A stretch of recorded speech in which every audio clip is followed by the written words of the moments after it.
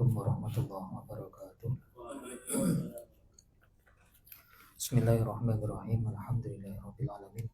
Alhamdulillahi nahmaduhu wa nasta'inuhu wa nu'minu bihi wa natawakkalu 'alaihi wa nastaghfiruhu wa natubu ilaihi wa na'udzu billahi min shururi anfusina wa min sayyiati a'malina. May yahdihillahu fala mudilla lahu wa may yudlil fala hadiya lahu. Asyhadu an la ilaha illallah wa asyhadu anna sayyidina wa nabiyyana Muhammadan abduhu wa rasuluh. Allahumma fasholli wa sallim wa barik wa tarham wa tahanan ala abdika wa rasulika sayyidina maulana Muhammadin sallallahu alaihi wasallam wa ala alihi wa ashabihi wa man tabi'ahu amma ba'du. Hadratul Fadil, seluruh jamaah Telkomsel. Alhamdulillah pada siang hari ini kembali kita bermuajahah dalam majelis ta'lim pada siang hari ini. Mudah-mudahan semua amal ibadah kita senantiasa diridhoi oleh Allah Subhanahu wa taala. Amin ya rabbal alamin. Terakhir kajian kita di bulan suci Ramadan membahas tentang beberapa keutamaan dan makna Ramadan itu sendiri dalam perspektif Islam. Untuk itu hari ini karena memang kajiannya tematik, sebenarnya ada dua pilihan ya, antara membahas tentang pasca Ramadan, yakni tentang halal bihalal, atau membahas tentang kurban. Karena kalau kurban itu tanggal 27 ya, tapi halal bihalal sebagian juga masih diadakan.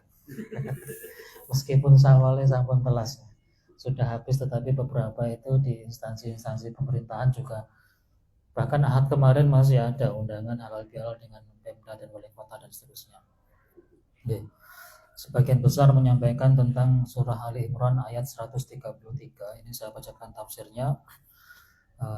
Kebetulan saya bawa yang jilid 2. Kalau surah Yunus berarti jilid 4.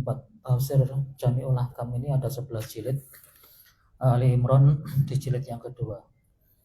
Surah Ali Imran ayat 133, Allah berfirman, Bismillahirrahmanirrahim. Wasari'u ila magfiratin min rabbikum wa jannatin arduhas samawati wal ard wa iddats lil muttaqin. Kenapa saya membaca dan memilih ayat ini?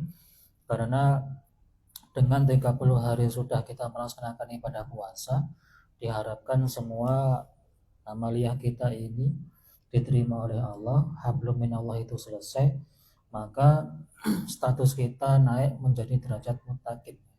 Karena perintah puasa itu sendiri kan la'alakum tattaqun. Sedangkan muttaqin sendiri itu apa? Jadi muttaqin, orang bertakwa itu, kalau orang ditanya orang baik itu apa ya, mereka yang khusyuk taat kepada Allah. Tapi ternyata di ayat ini justru ada 6 kriteria. Yang 3 pertama ini diutamakan justru urusan manusia dengan sesama manusia, tidak kepada Allah. Jadi hablum minan nas yang pertama. Tentu kita masih ingat ya, masyhur bahwa Nabi pernah ditanya, ini hadisnya barangkali sering disampaikan di beberapa majelis, ketika ada seorang perempuan yang sholat 5 waktu itu tidak pernah terputus, bahkan berjamaah, di malam harinya qiyamul lail, bahkan di hari-hari sunnahnya beliau melaksanakan ibadah puasa. Ketika ditanya, tetapi perempuan ini ya Rasulullah lisannya sangat buruk terhadap tetangganya. Apa kata Nabi? La khaira fiha wa hiya finnar. Masyhur, ini banyak disampaikan di majelis-majelis ya, bahwa tidak ada kebaikan bagi perempuan tersebut, dan tempat kembalinya adalah di neraka. Ini kebetulan akrumnya perempuan, bukan berarti kalau jenengan laki-laki terus bebas mulutnya agak tajam kepada sesama. Jadi memang kebetulan waktu itu kisahnya perempuan ya, yang perempuan dilaporkan kepada Rasul, aktif berjamaah, ibadahnya baik, tetapi lisannya sangat buruk terhadap sesama. Kata Nabi, tidak ada kebaikan bagi dirinya dan dia berada di neraka. Ini kan agak paradoks ya. Jadi ketika ibadahnya hubungannya baik dengan Allah, tetapi antar sesama dia sangat buruk. Ketokane mau meneng nek ngomong nyelewekit gitu. Kadang wonten, kadang-kadang. Jadi diam sekalinya ngomong nyakitin orang. Yaitu kata Nabi tadi, la khaira fiha. Ya meskipun laki-laki ya berlaku sebenarnya ya. Tidak hanya perempuan. Makanya di sini penting kita sampaikan, jadi hablum minallah itu memang diutamakan, tetapi mestinya kalau urusan Allah dan urusan manusia dengan Allah itu baik, mestinya urusan sesama makhluk juga baik, hubungan sesama makhluk itu juga baik. Bohong ya kalau orang urusan dengan Allahnya baik, dia sesama makhluknya buruk, itu bohong. Pasti ada masalah dengan entah kehusuannya ya, ditanyakan kembali ibadahnya ini karena manusia atau karena Allah. Ya, karena namanya ujub itu bisa ada di diri manusia. Ujub itu lebih bahaya dibandingkan sombong. Bedanya apa kalau sombong? Riya dengan sombong itu kan, kalau sombong itu kan butuh orang lain. Jadi butuh orang lain yang disombongi gitu. Ujub itu dalam kondisi sendiri, nggak ada orang lain, itu bisa. Bisa. Misalkan ya kalau hubungannya sama tadi hadis Nabi yang menyampaikan tentang kekhusyuan ibadah. Orang yang aktif ibadah, khusyuknya nggak dibahas. Orang yang aktif ibadah. Bisa saja orang itu terhinggapi penyakit ujub karena memang ya itu tadi bisikan setan. Jam 2 malam dia sholat, kemudian ibadah. Sebenarnya sudah enak, ibadahnya sudah nyaman. Tapi karena dia sudah sering aktif, kemudian melihat sesamanya jarang yang beribadah di waktu malam, mulai muncul. Saya seharian tadi 5 waktu sudah berjamaah, ya mencari nafkah yang halal, malam sudah tahajud. Pancene wong saleh iku ya aku iki. Nah, itu namanya apa? Bisa kan kayak gitu. Padahal nggak ada orang lain. Di kamar sendiri, di rumah sendiri, istri tidur, anak juga tidur, merasa seperti itu. Ya. Jadi ujub itu beda dengan riya. Jadi dia membanggakan dirinya.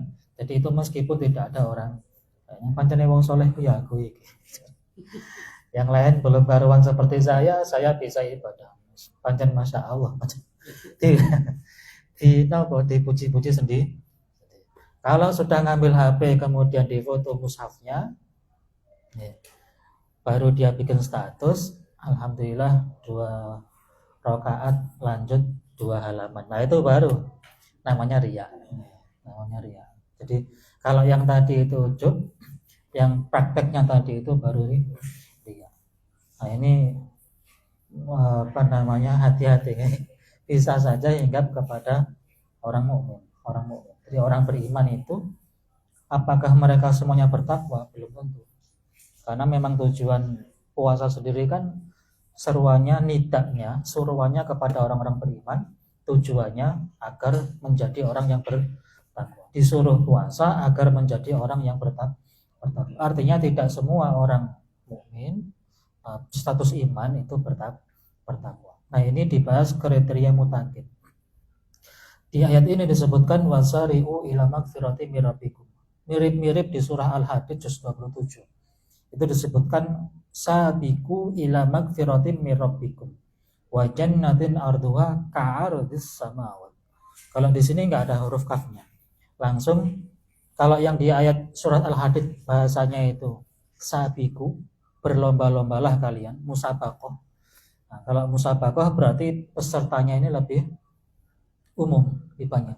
Makanya balasannya adalah wajannatin arduha ka'ardis sama, seperti dia akan mendapatkan surga yang gambarnya seperti luasnya langit dan bumi. Ya bisa namanya seperti, ya tidak mesti sama, bisa lebih.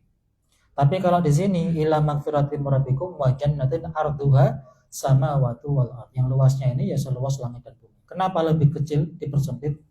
Karena ini khusus untuk orang-orang yang muttaqin. Jadi khusus. Makanya Nabi kan pernah berdoa, Allahumma ja'alna minal qalil. Jadikanlah kami ini menjadi kelompok yang sedikit. Ketika di akhir zaman ini orang membanggakan dengan partainya yang besar, kelompoknya yang besar, firqahnya, golongannya yang besar. Tapi Nabi pernah berdoa ingin dikelompokkan menjadi orang-orang yang sedikit, kelompok yang sedikit. Ya, ini kan juga paradoksnya. Tapi kalau kita perhatikan memang aidiyum qalil, sedikit itu memang rujuknya kepada kelompok yang baik. Karena kelompok yang buruk itu justru menggunakan idiom kata banyak.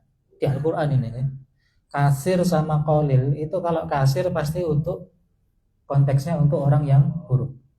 Tapi kalau qalil sedikit itu konteksnya untuk komunitas yang baik.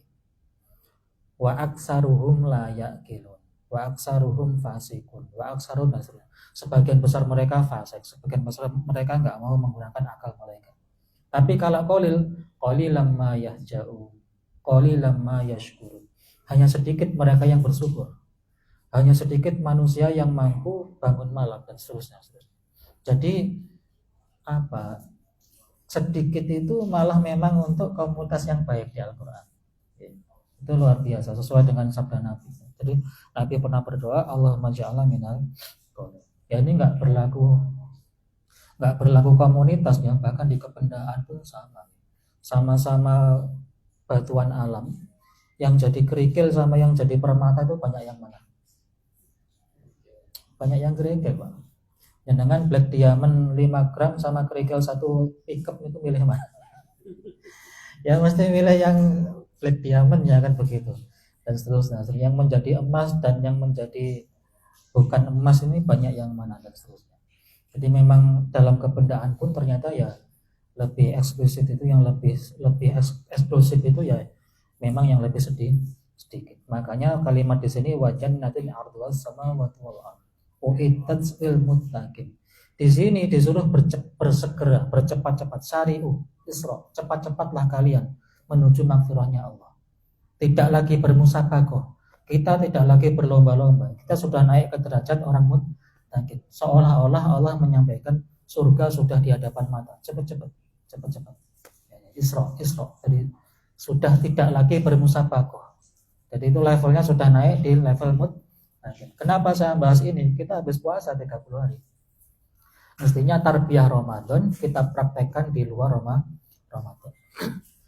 Tanggal 3 bulan Syawal 2 tahun yang lalu ya, saya terakhir umrah Ramadan full 30 hari di sana itu. Kebetulan Jumatnya itu 3 Syawal kalau nggak salah. Saya masih menjumpai 1 kali Jumat di Mekah waktu itu.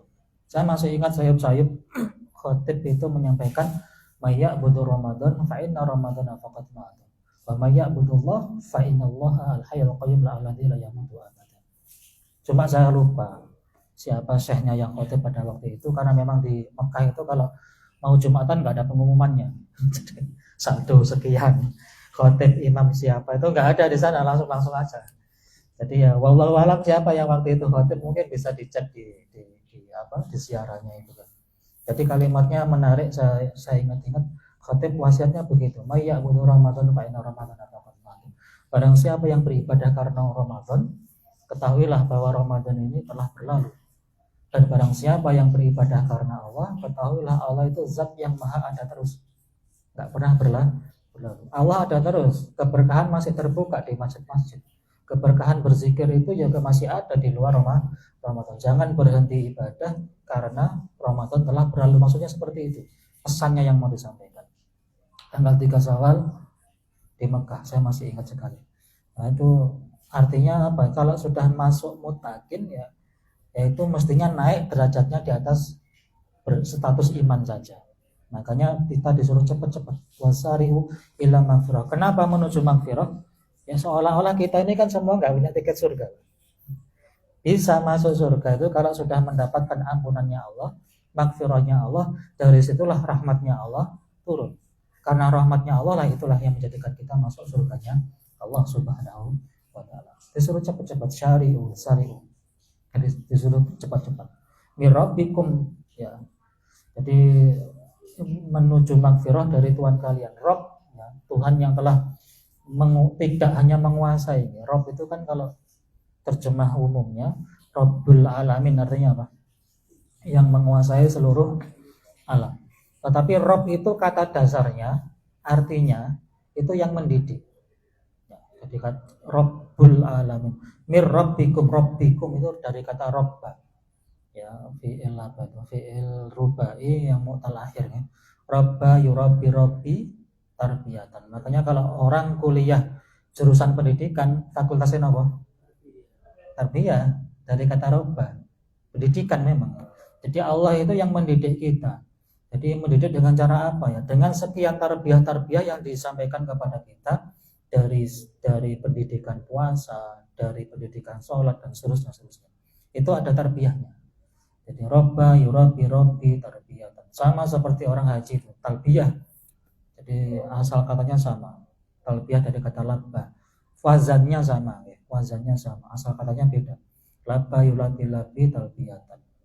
Qawa yuqawi taqwiyatan. Salla yusalli tasliyatan. Halla yuhalli tahliyatan. Khalla yukhalli tahliyatan. Hanna yuhanni tahiyatan dan seterusnya. Itu urusannya anak-anak yang masih belajar sorok. Nah, ini saya lanjutkan ya. Jadi yang mendidik kita banyak sekali pendidikan Ramadan ya, yang mestinya bisa kita praktekkan hari ini. Andai kita mau batalin puasa itu kan mudah, Pak. Nggak perlu sulit-sulit. Jangan kumur di sini mau sholat 3 kali keluar cuma 2 itu kan bisa. Yang satu ya nggak tilak panas-panas Ustaz ngelak gitu. Itu kan nggak ketahuan andai mau. Andai. Tapi kenapa kita tidak mau melakukan itu? Ya Allah mengawasi kita. Artinya yang benar-benar tahu siapa yang berpuasa itu diri kita sama Allah. Jangan naik mobil di parkiran buka nasi goreng bungkusan itu kan ya nggak ada yang tahu, sebenarnya aman-aman saja. Kenapa kita nggak melakukan itu? Lagi-lagi ya karena merasa diawasi oleh Allah. Itu sebenarnya pendidikan, Pak, tarbiyah. Kalau jangan praktekkan di luar bisa.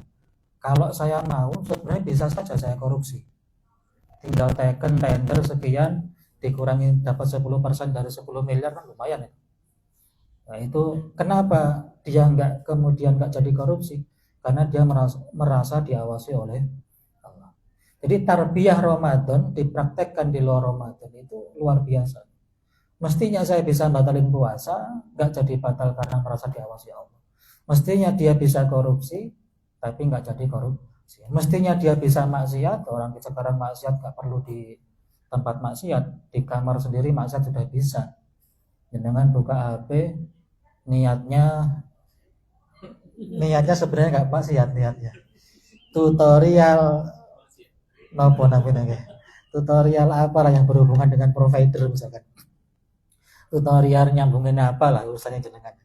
Tapi ternyata di bawahnya ini ketika di slide ya muncul video-video yang enggak di skip kok. Eman. Enggak di skip dosa. Itu mestinya bisa kalau dengan praktek tarbiyahnya Ramadan. Mestinya saya bisa melihat ini, tapi karena saya merasa diawasi oleh Allah, astagfirullah. Jadi astagfirullah itu langsung nanti kan ada namanya bahasanya idza fa'alu fahisatan dzakarullah. Jika dia melakukan perbuatan dosa, dia langsung ingat Allah. Bukan kemudian dilanjutkan maksiatnya, enggak gitu. Ada informasi Mas sampai dengar kabar kan? Itu yang karyawan yang baru yang dipecat itu.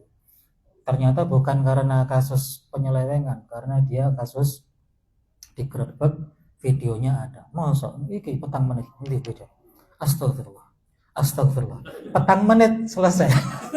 Itu ke astagfirullah jenenge. Jadi kalau astagfirullah itu ya begitu dilihat ya sudah. Oh iya benar dia. Loh astagfirullah kok sampai khatam gitu.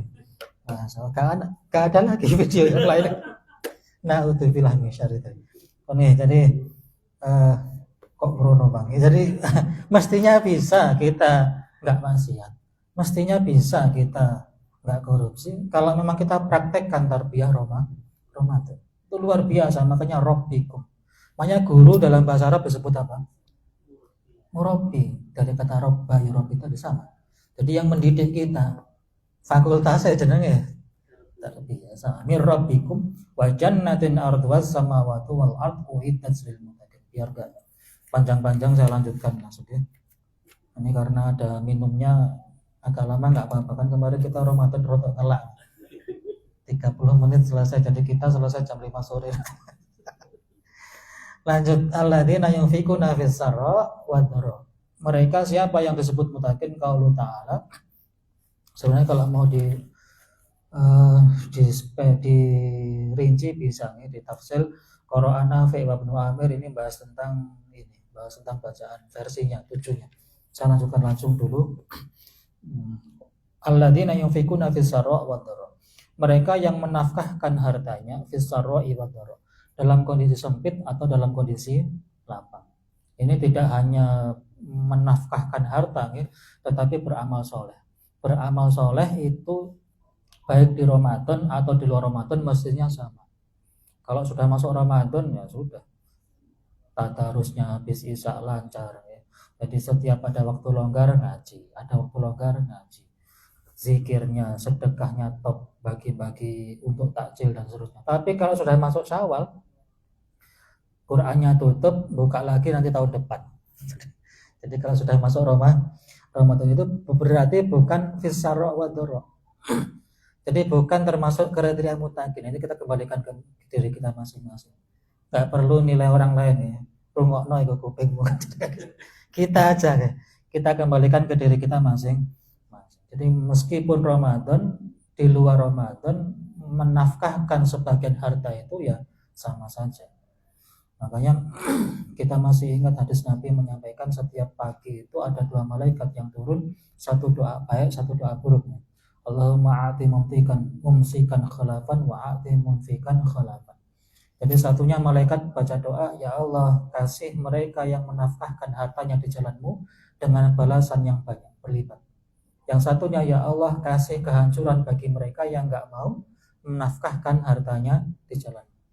Makanya ada gerakan sedekah subuh, kan ada gerakan jamaah subuh itu aja. Subuh itu kan ada jamaah subuh, sahabat subuh apa di sini? Sahabat subuh ada, gerakan jamaah subuh itu juga ada. Sekarang gerakan sedekah subuh, pejuang subuh, ya banyaklah komunitasnya itu. Karena memang mengikuti ada tadi itu. Jadi ketika subuh ada 2 malaikat turun, doanya tadi mendoakan kebaikan, satunya mendoakan kehancuran. Ya entah dengan cara apa. Makanya meskipun fisarra wa dharra, ya kalau kondisi lapang sedekahnya ya agak banyak. Kalau kondisinya sempit ya orang ketan 1.000 gitu, masukkan ke kotak sekedar 1.000 aja. Parkir aja 2.000 kok. Insya Allah bisa lah kalau 1.000 itu. Itu nanti harta yang akan kita temukan, kita jumpai ketika kita kembali pulang kepada Allah. Biar cepat langsung saya baca. Wal kadhiminal ghaidha. Yang pertama yunfikuna fi sarra, berarti kan hablum minan nas, berbagi dengan sesama. Yang kedua sama al kadhiminal ghaid, mereka yang mampu menelan amarahnya. Al ghaid itu orang Arab menyebut gini, ma'ul ghaid itu kalau ada air dimasukkan ke teko, kemudian penuh airnya, direbus, panas kok sampai mau meluber, itu namanya ma'ul ghaid. Jadi air yang sudah hampir tumpah. Sama ketika emosi sudah ada di sini, ini kan sudah orang tinggal eksekusi aja. Awak mulai ke anak direktur sudah saya, pokoknya itu sudah sampai sini. Terus dia mampu menelan kembali, itu namanya al-kadhiminal ghaid. Jadi mestinya ya, kalau sudah masuk ke derajat mutakin, orang yang mampu mengendalikan amarahnya itu dari wajahnya pun kelihatan, bukan wajah-wajah yang pemarah. Karena sifatnya surga itu qawaqahul wajhi, wajah yang berseri-seri. Cirinya orang ahli surga gak butuh ganteng ya, yang penting wajahnya itu dipandang itu enak, bukan yang sebaliknya. Jadi sebaliknya ahli neraka berarti gimana ya, terus kapatnya ganteng merengut aja. Dahi, hidung, mulut jadi satu. Nguasin itu sumpek. Jadi dahi, hidung, mulut. Naudzubillah min dzalik, itu bukan qawaqahul wajhi. Jadi dari cirinya fisik pun kelihatan. Al-kaziminal ghaid, pemaafnya. Yang ketiga, ini kan berarti sama ya, sesama manusia. Yang ketiga, wal afina 'anin nas, yang mampu memaafkan manusia. Sulit, memang sulit ya. Makanya balasannya surga. Balasannya iPod, HP aja ya gampang. Balasannya surganya Allah. Afina 'anin nas. Jadi yang mampu memaafkan, dari ma'fu itu kan yang menghapus.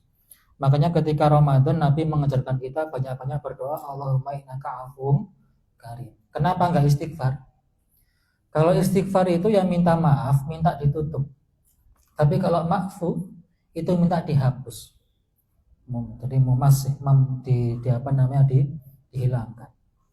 Orang kalau kena luka berdarah kemudian diperban, bahasa Arabnya apa? Dimikfar. Jadi dimikfar, satu kata dengan istighfar itu, satu akar kata. Jadi dimikfar itu lukanya sudah nggak kelihatan. Sakitnya masih ada? Ada, jenengan pencet bengok deh. Karena masih sakit, masih ada, meskipun nggak tampak. Sama, jadi ketika orang ditanya, gimana sih Fulan? Sudah saya maafin, sudah nggak peduli, sudah nggak ingat. Tapi kok, nah itu belum afina. Jadi kalau maaf itu sudah hilang semua. Jadi sudah nggak ada apa ya. Jadi kita sudah fokusnya sama Allah. Makhluk sudah nggak penting lagi.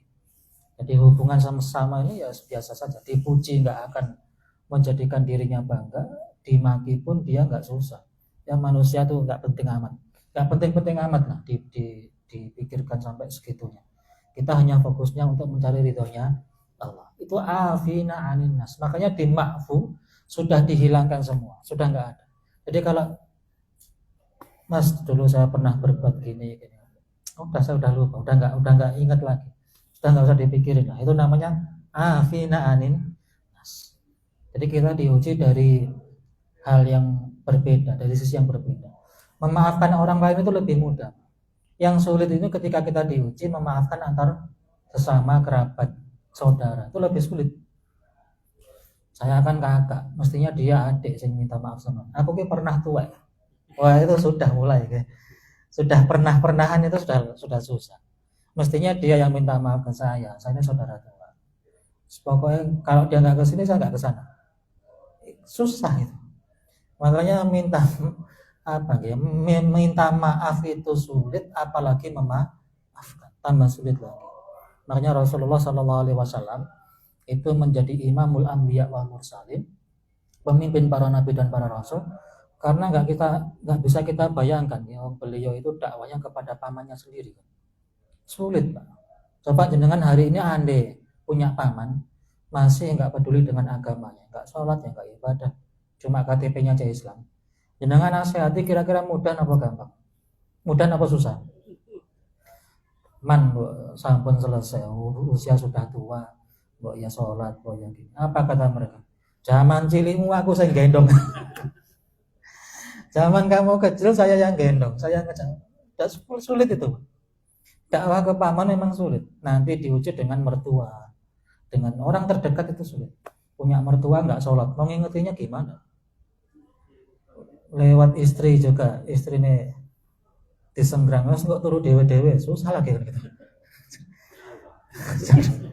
Ngingetin mertua yang nggak sholat itu luar biasa susahnya. Perjuangannya lebih susah dibandingkan jenengan ngingetin orang lain. Ya karuan, habis itu nggak ada problem. Selesai menyampaikan kok tersinggung, selesai sudah. Tapi kalau mertua mulai dibermuti,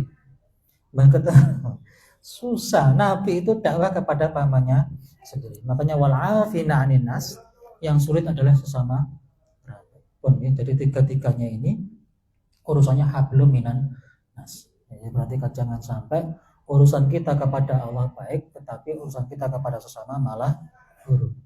Mestinya orang mutakin kata Allah, mereka ini hubungan dengan Allah baik, sesama manusia pun mereka juga baik, karena memang kita ini yang memang butuh orang lain ya. Bahkan hal sesuatu yang tidak kita sadari, hal yang paling remeh aja kita itu masih butuh manusia. Makanya wallahu yuhibbul muhsinin. Senyum itu kan mudah Pak. Tapi kalau jenengan senyum sendirian nggak ada temannya itu kan ya masalah Pak. Di depan kantor peringis. Iki obat entek tah ya napa. Wallahu yuhibbul muhsinin. Saya lanjutkan dulu. Yang ketiga, yang keempat baru nanti urusannya dengan Allah. Walladzina idza fa'alu fahisatan, lanjut ya. Betul apa? Walladzina idza fa'alu fahisatan aw dzalamu anfusahum dzakarullaha fastaghfiru lidzunubihim. Baru ini urusannya sama Allah. Jadi pembahasan mutakin kriterianya ini Allah yang bilang biar enggak diperdebatkan lagi, maka saya pakai Al-Qur'an. Yang keempat baru urusannya sama Allah. Walladzina, dan mereka orang-orang idza fa'alu fahisah, jika mereka melakukan perbuatan buruk, au dzalamu anfusahum, atau mereka menzalimi dirinya sendiri, zakarullah. Ida dengan lau atau an itu beda. Kalau dalam ilmu balaghah, kalau lau anna, lau itu pasti nggak akan terjadi. Jadi nggak akan mungkin terjadi, namanya faedahnya tamani. Ada tamani, ada taroji, pengharapan yang nggak mungkin terjadi, ada pengharapan yang mungkin terjadi. Lau anzalna hadzal Qur'an, ya nggak mungkin. Jadi kalau in bisa mungkin, bisa tidak. Kalau idza pasti terjadi. Artinya apa? Orang-orang idza fa'alu fahisa. Artinya orang muttaqin ini bukan orang yang nggak pernah berbuat dosa. Kalimatnya dan orang-orang idza fa'alu fahisa. Artinya setiap muttaqin ini ya pasti pernah berbuat dosa. Bukan yang nggak pernah dosa, yang maksum itu cuma Rasulullah. Makanya jangan pernah mengaku dirinya suci. Kita nggak boleh mengkultuskan orang berlebihan karena kita nggak tahu akhir hidupnya husnul khotimah atau su'ul khotimah. Makanya yang paling maksum ya Rasulullah. Siapapun itu, mau mengaku dzurriyyah, mau mengaku keturunan orang soleh, belum tentu di akhir hidupnya husnul khotimah. Nggak ada orang suci di dunia ini, nggak ada. Yang ada adalah mereka yang selalu berusaha untuk tidak bermaksiat. Makanya waladina idza fa'alu fahisa, tetap orang mutakin meskipun dosa, tetapi kata Allah, jika dia melakukan, makanya fa'alu, fi'il dengan amal itu beda. Kalau fi'il itu perbuatan yang tidak disadari, dan itu menjadikan dirinya buruk, fahisa, yang memalukan. Yang tidak disadari, apakah ada? Ya banyak. Jangan bernafas ini termasuk fi'il. Apakah kita sadar ketika bernafas? Boten, Pak. Mengambilkan bolak-balik 24 jam itu paling yang sadar cuma ya kadang disadari, kadang nggak belas, kecuali pas asma. Kok abot-abotannya kan begitu. Tapi kalau enggak kan enggak sadar. Itu namanya fa'alu. Fahisah, semua perbuatan kotor, makanya zina murni fahisah. Ada yang murni fahisah itu apa? Zina. Semua perbuatan dosa itu masih ada makfunya, kecuali fahisah, kecuali zina. Kalau zina itu yang murni fahisah. Membunuh itu dalam beberapa hal masih diperbolehkan. Misalkan untuk menghargai, menjaga kehormatan diri. Ada rampok di rumahnya, sudah dikasih hartanya, masih berusaha menodai kesucian istrinya sama anak perempuannya. Jenengan wajib membela. Andai terjadi bunuh, itu membunuh yang diperbolehkan. Karena jenengan menjaga kehormatan anak sama istri. Itu masih diperbolehkan dalam tahap tertentu. Kecuali pembunuhnya yang dibenarkan. Ini hukum syara. Jadi masih diperbolehkan. Nyuri itu masih diperbolehkan dalam konteks tertentu. Kalau dalam kondisi darurat, ya Telkomsel ngadain acara hiking, naik gunung, ke gunung mana, nyasar jenengan ya. Nyasar, perbekalannya sudah habis, sudah nggak bisa makan, nyampe di pemukiman warga itu ya sudah teler beneran, kalau nggak makan mati misalnya. Ada pepaya di situ, nggak tahu punyanya siapa, diambil dimakan, itu boleh. Karena memang dalam kondisi apa? Darurat. Yang halal, yang haram pun boleh. Kalau emang nggak dimakan mati loh. Jadi misalkan nemu bangkai pun, ya bangkai pun dimakan, itu masih menjadi boleh. Mencuri tadi, pepaya tadi itu masih diperbolehkan. Tapi jangan berhenti di situ. Nyari siapa yang punya, minta halalnya maksudnya. Tapi kan perbuatan pertamanya mencuri. Itu dalam hal itu diperbolehkan. Mencuri, membunuh dan seterusnya. Tapi kalau zina itu kan nggak ada daruratnya. Ustaz, saya kalau nggak zina kok pusing, muntah-muntah, bibir pecah-pecah, barno aja. Itu alasannya bang dablek. Nggak ada darurat. Kalau yang bunuh tadi masih. Jadi kalau jenengan punya teman, Ustaz, bagaimana dengan ini? Saya dicurhatin orang, Ustaz, bagaimana dengan onani? Kalau dia tuh memang maniak, memang bandel, pengen taubat, maniaknya perempuan. Itu memang nggak cukup satu perempuan. Ini kalau sudah sudah pengen banget untuk menghentikan nafsu kemudian onani, itu bagaimana hukumnya? Itu kalau memang sudah punya niatan berangkat dan memang mau zina beneran, ya dalam hal tersebut mungkin masih disebut darurat.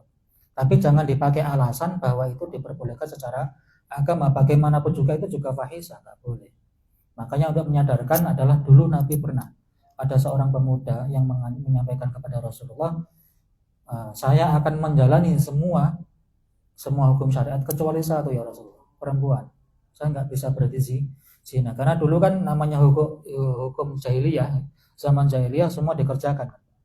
Jadi sudah kadung nyandu, terus dia duduk di hadapan Nabi, kata Nabi, halumu ilayya, bahkan antara lututnya nempel dengan lututnya Nabi, bukankah engkau memiliki seorang ibu, bukankah engkau memiliki seorang saudara perempuan, bagaimana jika ibumu dizinahi, bagaimana jika saudara perempuanmu dizinahi. Sama ketika orang berzina itu akan ada seorang ayah yang marah karena anak perempuan yang dizinahi. Ketika dia dengan istri orang akan ada suami yang marah, ada saudara laki-laki dan seterusnya. Makanya pemuda tadi kemudian menyampaikan, sebelum saya bertemu Rasulullah, perbuatan yang saya cintai adalah zina. Tapi setelah saya bertemu Nabi, perbuatan yang saya sangat benci adalah zina. Jadi ya memang bagaimana cara kita menyampaikan ke mereka. Jangan kemudian memafu onani agar tidak zina. Dikasih nalar yang benar. Ya, dikasih nalar yang benar. Jadi murni fahisah itu zina. Karena apa? Ya nggak ada daruratnya, Pak. Saya kalau nggak zina, kayak kadang kejang-kejang. Jarno kalau waras dia. Wah, besok juga nggak ada. Nah, ini murni fahisah. Alladzina idza fa'alu fahisah aw dzalamu anfusahum, karena banyak yang kita ini sebenarnya berbuat zalim kepada diri kita sendiri. Maksudnya apa? Tahu itu perbuatan dosa tetapi tetap dilakukan. Orang bermaksiat bukan berarti nggak ngerti hukum maksiat tadi, tapi seringkali ape. Tapi ingat ya, ketika kita bolak-balik melakukan kemaksiatan yang kita sadari, hati-hati bisa menjadi sebab tercabutnya iman. Naudzubillah min syarri dzalik. Ketika melakukan itu apa? Zakarullah, langsung mengingat Allah. Bukan kemudian tobatnya habis lihat apa yang nggak benar, besok subuh aja lah sekalian habis sholat subuh, atau nantilah kalau pas saya sholat Jumat biasanya munajatnya enak. Oh bulan depan, tahun depan saya insya Allah umroh, tobat di sana saja. Atau pas ya nanggung Ramadan lagi dan seterusnya. Itu berarti bukan zakarullah. Jadi orang yang ketika bermaksiat langsung ingat Allah, ditutup, kemudian dia langsung istighfar. Fastaghfaru lidunubi. Mereka inilah yang mendapatkan ampunan Allah. Wa may yaghfiru dzunuba illallah. Siapa lagi yang memberikan ampunan kecuali Allah? Tidak ada orang yang mampu memberikan ampunan kecuali Allah. Walam yusirru ala ma fa'alu, dan tidak yusiru selalu continue, selalu terus menerus. Jadi bukan mereka yang berbuat maksiat itu terus menerus. Sadar dia salah, dilakukan terus menerus. Mereka yang disebut mutakin, ketika dia melakukan kesalahan, sadar itu kesalahan, berhenti, tobat dan tidak mengulang lagi. Itu namanya walam yusiru ala ma fa'alu wa hum ya'lamun.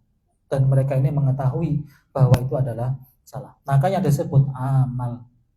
Amal ini semua yang kita sadari dan kita niati. Kalau fi'il itu perbuatan yang seringkali tidak kita sadari. Makanya yang dibalas oleh Allah adalah berupa amal.